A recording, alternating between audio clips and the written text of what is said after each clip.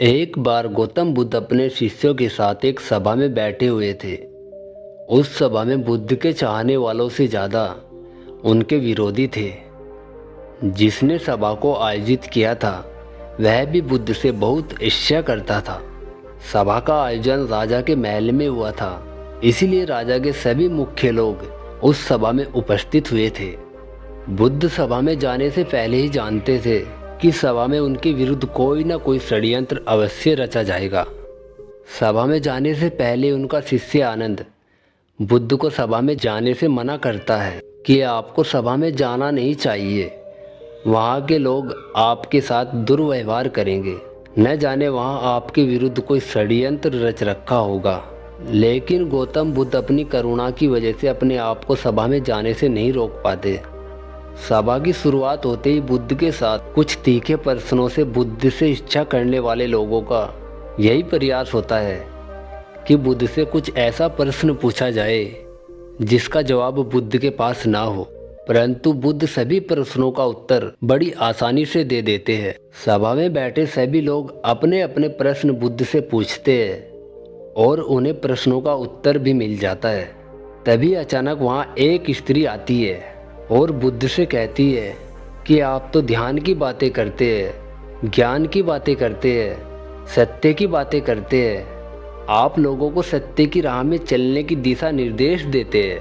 क्या आपके भीतर थोड़ी भी दया नहीं है? आपको मुझ अबला की कोई चिंता नहीं है जिसे आपने गर्भवती करके छोड़ दिया है? क्या आपको मेरे पेट में पल रहे बच्चे की कोई फिक्र नहीं है? उस स्त्री की बात सुनकर सभा में हलचल मच जाता है। लोग एक दूसरे से बातें करने लगते हैं। उस सभा में बैठे हर एक व्यक्ति खड़ा हो जाता है और कहता है कि औरत के सौंदर्य के आगे बड़े बड़े ज्ञानी भी अपने घुटने टेक देते हैं, तो फिर यह बुद्ध क्या चीज़ है? उसी में कोई और खड़ा होता है और बोलता है कि हमें बुद्ध से यह उम्मीद नहीं थी कि बुद्ध इतना भी नीचे गिर सकते हैं।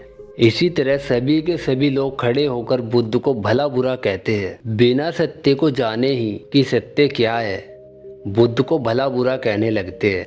जब सभी लोग अपने मन की भड़ास निकाल लेते हैं तब राजा कहता है कि बुद्ध आप अपनी सफाई में क्या कहना चाहोगे?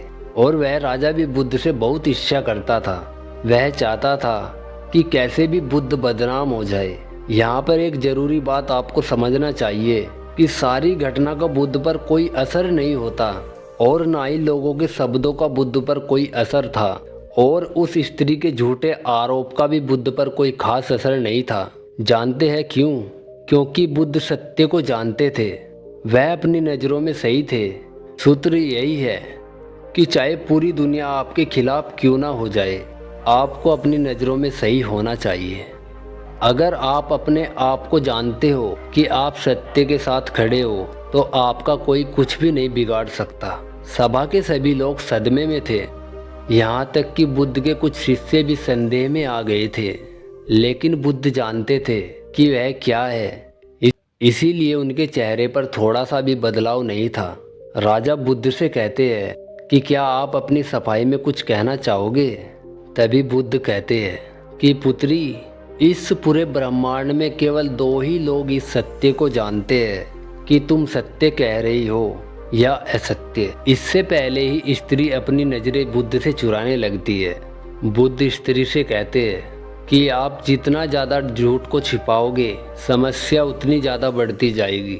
सभा का एक व्यक्ति उस स्त्री से कहता है कि तुमने बहुत बड़ी बात कही है, अगर यह बात साबित होती है तो तुम जानती हो ना कि तुम्हें क्या सजा मिलेगी।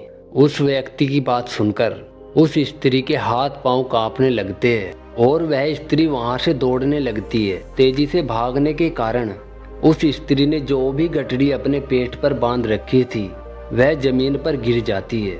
सबके सामने आ जाता है कि स्त्री ने अपने पेट पर गठरी इस तरह बांध रखी थी कि जैसे लग रहा था कि वह स्त्री गर्भवती है।